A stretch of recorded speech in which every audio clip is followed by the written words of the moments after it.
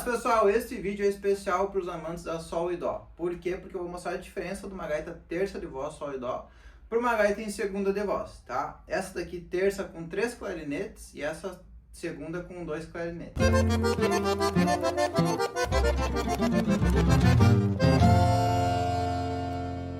Vamos começar então, pessoal. Esteticamente são bem semelhantes, esse modelo em específico, tá? Porque essas em terça, deixa eu botar em segunda no chão aqui. Essas em terça de voz, eu já tive outros modelos, tá?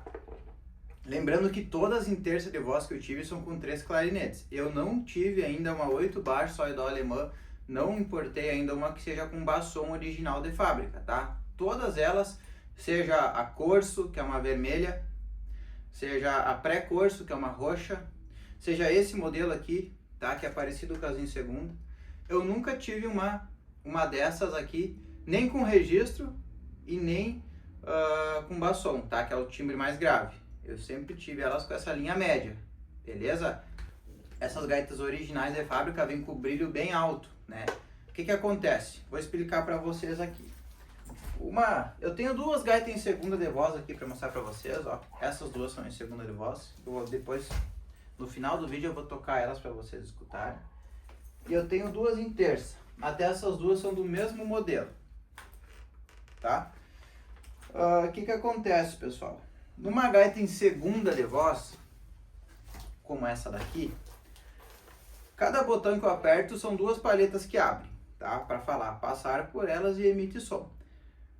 Uma delas é afinada em 440 Hz, por exemplo, que chamam também de linha certa, tá? Que toda ela é 440 Hz. E a outra seria a linha desafinada. O que que seria uma linha desafinada? Com uma frequência maior ou menor, né? Nos casos nossos aqui, eu padronizo sempre afinar com uma frequência um pouco mais alta.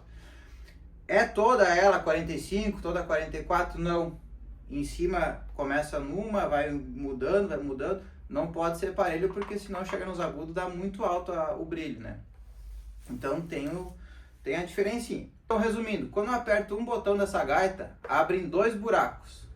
Dois buraquinhos ali. Num passa o ar da frequência 440 e no outro 443, por exemplo. Que vai dar o brilho, que vai dar o vibrato, que é essa distorção de onda sonora, né? Que é isso aqui.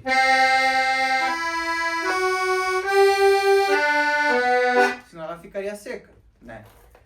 Isso acontece nessas em segunda de voz. Quando a gente pega uma em terceira de voz, a sapata que abre em 3 buracos agora, ao invés de 2 na outra. Então passa 3 sons ao mesmo tempo, 3 notas ao mesmo tempo ali.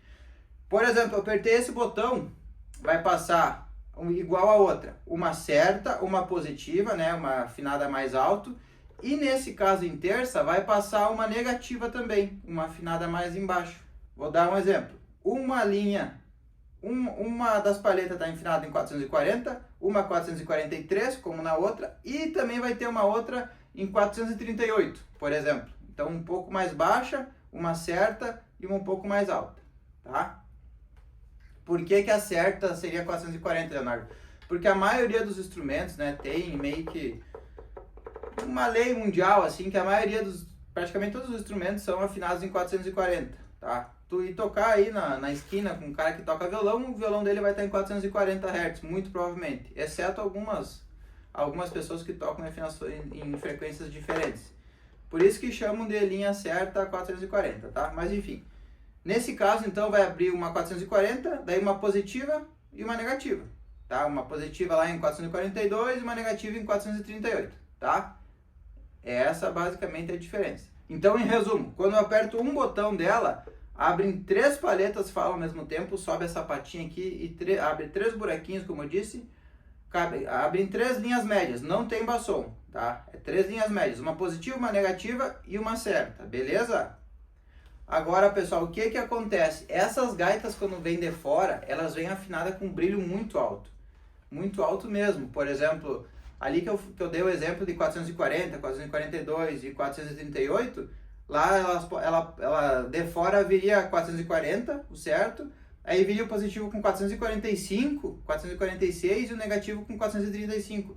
Então tu aperta, dá uma distorção muito alta, que fica aquele musette francesão que chamam, que fica tipo fica muito alto. Depois eu vou dar um exemplo numa outra gaita aqui que eu tenho, que eu deixei um pouquinho mais alto. Mas, por exemplo, aqui, eu deixo esse brilho mais padrão, tá? Deixo um pouquinho mais ameno, deixo a diferença entre positivo e negativo um pouco menor, que daí fica um timbre mais agradável, tá? E vocês vão escutar agora como fica bonito, ó.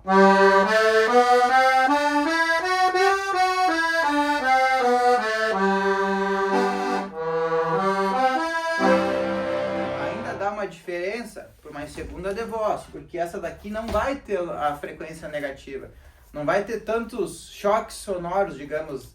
Pense num canal, tá? Passando ondas.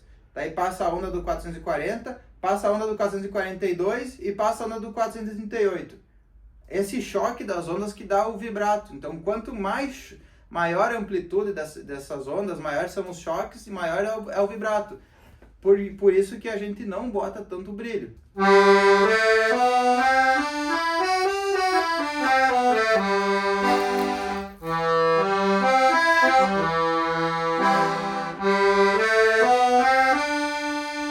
De novo na interça, ó.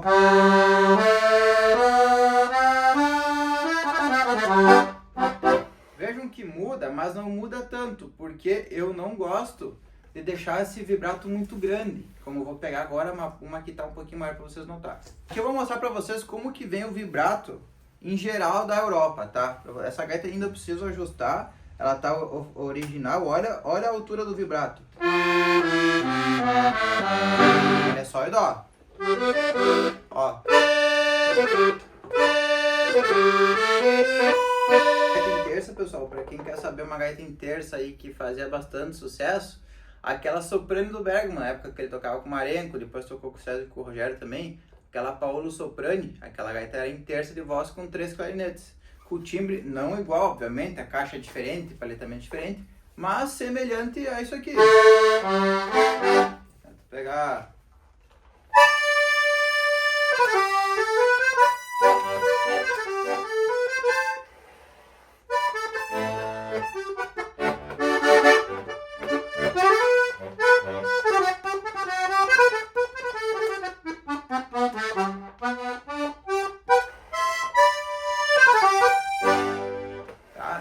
Então é uma gaita que fez muita fama, um timbre bem diferenciado, e por isso que essas aqui também são um pouco mais caras, porque elas são diferenciadas.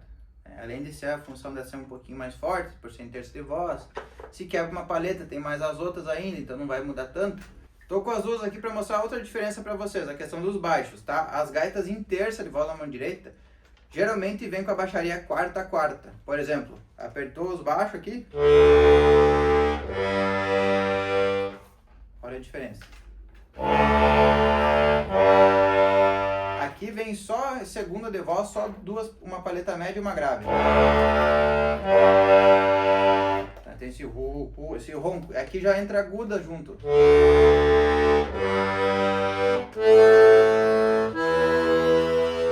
Tu nota que vem agudas junto. Aqui não, ó. Tá? Então essa é a diferença também nos baixos. E no acorde, aqui é quarta e aqui é terça. No acorde não muda tanto. Muda mais no grave, né? Que tu nota que vem um agudinho junto.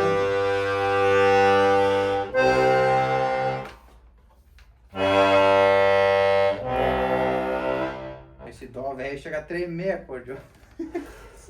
Tá, pessoal? E na mão direita, então, como ela é em terça, a tendência dela ser um pouquinho mais forte. Mas vai do braço do gaiteiro também de empurrar para fazer sair som, né? Porque as em segunda aqui é uma gritaria. Essas gaitas aqui são muito top, essas em segunda são um tendel. Essa em terça aqui daí, então, seria uma opção aí mais diferenciada, com um timbre um pouco mais diferente, né? Mas que também não muda tanto, dá aquele tchanzinho a mais, tá? Eu vou fazer agora pra vocês, vou gravar antes disso, antes das músicas. Essa aqui tá disponível, R$8.000, tá? Essa terça de voz. E essa aqui 7. Ambas com revitalização completa, fole novo, tudo que a gente sempre faz aqui, beleza? E essa aqui então tá 7.000. A outra tá R$1.000 mais cara pelo fato de ser em terça, ser mais diferenciada, né? tem poucas unidades em terça, é bem difícil de aparecer. Tá bom, Luxê? Essa daqui é uma âncora antiga para vocês aí, bem catega, né? A gaita de 1920 aproximadamente. Tem o paletamento antimônio, daquele paletamento que as vozes são retas, um retângulo. A largura da base é a mesma da ponta da paleta, é um pouco diferente das mais novas, por exemplo, dessa daqui. Tá? Daí vai afinando conforme vai subindo, né? Então é um paletamento diferente. O timbre dessa gaita é maravilhoso, pessoal. Eu vou tocar umas músicas para vocês escutem, é maravilhoso, maravilhoso. Eu vou tocar uma música nessa e uma na outra, uma nessa e uma na outra. Sempre as mesmas para vocês comparar a sonoridade.